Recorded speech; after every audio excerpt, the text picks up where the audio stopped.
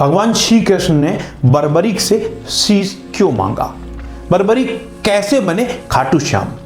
कलयुग में भगवान श्री कृष्ण का अवतार कहे जाने वाले भगवान राम के बाद दुनिया के सर्वश्रेष्ठ धनुधर खाटू श्याम वाले बाबा कैसे बनाते हैं बिगड़ों के काम? उन्हें ये वरदान क्यों मिला? क्या उनकी कहानी है, जानेंगे इस वीडियो में। वीडियो शुरू करने से पहले कमेंट्स में हरे का सहारा खाटू श्याम हमारा, जय खाटू श्याम जरूर लिखें। वीडियो को लाइक करें और चैनल को सब्सक्राइब करना ना भूलें। चलो शुरू करते हैं। कभी कभी जिंदगी में ऐसा समय आ जाता है कि इंसान चारों तरफ से मुसीबतों से घिर जाता है। उस वक्त उसे चारों तरफ हार ही हार दिखाई देती है। तो कलयुग में हारे के सहारे खाटू श्याम, खाटू वाले बाबा को खुद भगवान श्री कृष्ण ने वरदान दिया था कि कलयुग में तुम हारों का सहारा बनोगे। बाबा को भगवान श्री कृष्ण ने हारों का सहारे का वरदान दिया था।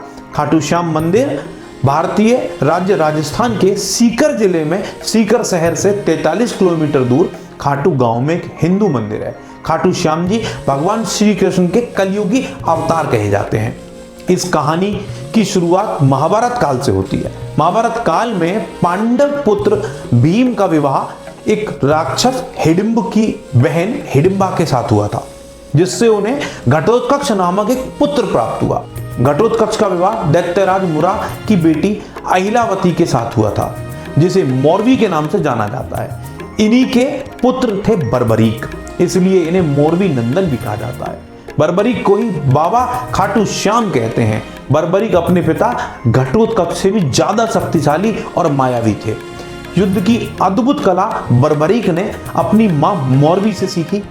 पौराणिक कथाओं के अनुसार बर्बरीक ने भगवान शिव की घोर तपस्या की। भोलेनाथ शिव को प्रसन्न करके 3 अभेद बाण प्राप्त किए।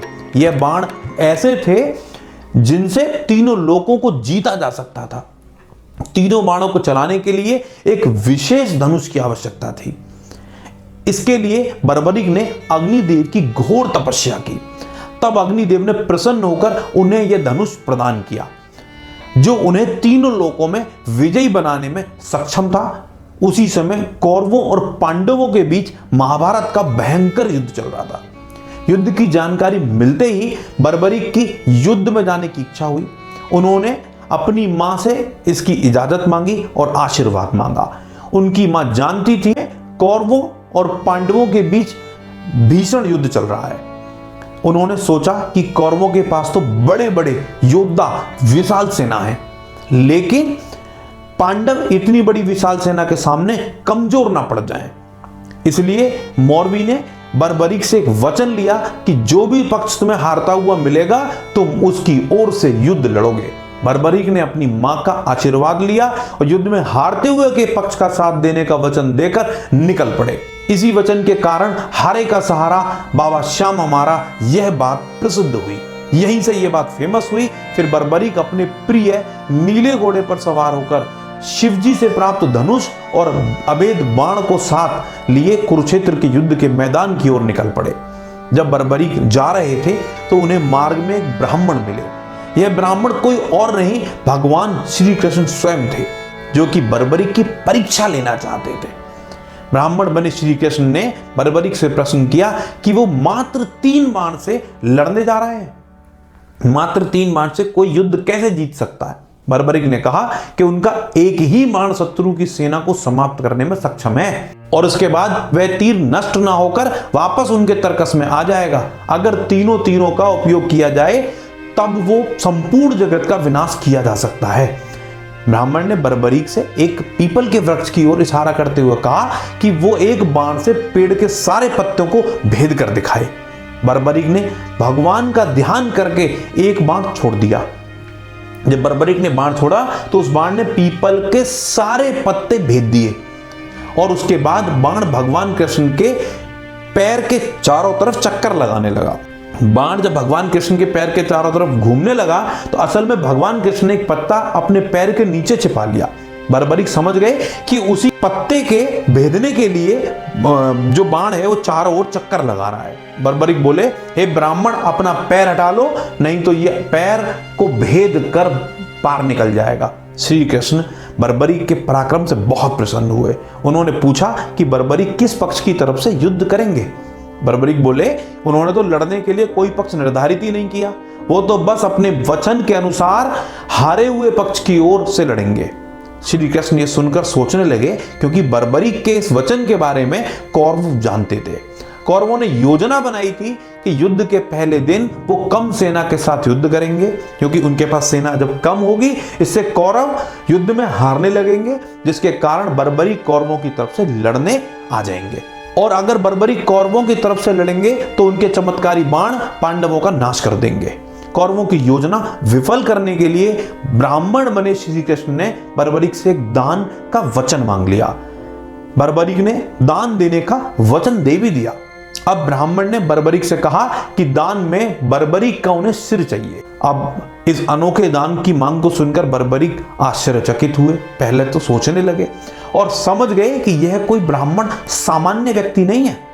बर्बरीक ने प्रार्थना की कि वे दिए हुए अपने वचन के अनुसार अपने शीश का दान अवश्य करेंगे, लेकिन पहले ब्राह्मण देव अपने वास्तविक रूप में प्रकट हों। जब उन्होंने ब्राह्मण देव से वास्तविक रूप में प्रकट होने का निवेदन किया तो भगवान कृष्ण अपने असली रूप में प्रकट हो गए। बर्बरीक बोले कि हे देव, मैं आपको शीश देने के लिए वचनबद्ध हूं, लेकिन मेरी अपनी आंखों से युद्ध देखने की इच्छा है। श्री कृष्ण ने बर्बरीक की वचनबद्धता से प्रसन्न होकर उसकी इच्छा पूरी करने का आशीर्वाद उन्हें दिया। बर्बरीक ने अपना शीश काटकर कृष्ण को दे दिया। भगवान श्री कृष्ण ने बर्बरीक के सिर को 14 देवियों द्वारा अमृत से सींचकर युद्ध भूमि के पास एक पहाड़ी पर स्थित कर दिया, जहां से बर्बरीक युद्ध का दृश्य आसानी से देख सकें। कहते हैं जब बर्बरीक से श्री कृष्ण ने शीश मांगा तो बर्बरीक ने रात भर भजन किया और फागुन शुक्ल द्वादशी को स्नान करके पूजा की और हाथ से अपना शीश काटकर भगवान श्री कृष्ण को दान कर दिया। तब भगवान श्री कृष्ण ने बर्बरीक को उसके महान बलिदान से प्रसन्न होकर वरदान दिया, बर्बरीक, तुम्हारे जैसा बलिदानी और कोई दुनिया में हो नहीं सकता। कलयुग में तुम मेरे श्याम नाम से जाने जाओगे, क्योंकि कलयुग में हारे हुए का साथ देने वाला ही श्याम नाम को धारण करने में समर्थ है। तुमने अपना शीश मुझे दान दिया, अतः तुम शीश के दानी के नाम से भी पूजे जाओगे।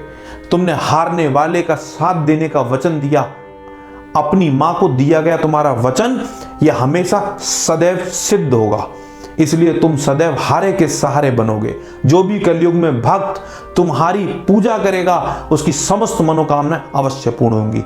युद्ध समाप्ति के बाद जब पांडव विजयश्री का श्रेय देने के बाद विवाद कर रहे थे, तब श्री कृष्ण ने कहा कि इसका निर्णय तो बर्बरीक का शीश ही कर सकता है। तब बर्बरीक ने कहा था कि युद्ध में दोनों ओर से भगवान श्री कृष्ण का सुदर्शन ही चल रहा था और द्रौपदी महाकाली बनकर रक्तपान कर रही थी। आज बर्बरीक को खाटू श्याम के नाम से पूजा जाता है। जहां भगवान श्री कृष्ण ने उनका शीश रखा था उस स्थान का नाम खाटू है। मान्यता है जो भी भक्त यदि सच्चे भाव से खाटू श्याम का नाम जपता है तो उसका कल्याण निश्चित होता है। यदि भक्त सच्ची आस्था प्रेम भाव से खाटू श्याम की पूजा अर्चना करता है तो उसकी सभी मनोकामनाएं पूर्ण होती हैं, जिंदगी के सभी दुख दर्द दूर होते हैं, बड़े बड़े बिगड़े काम बन जाते हैं। इसलिए बिगड़ी बनाने वाले हारे के सहारे खाटू श्याम बाबा की जय।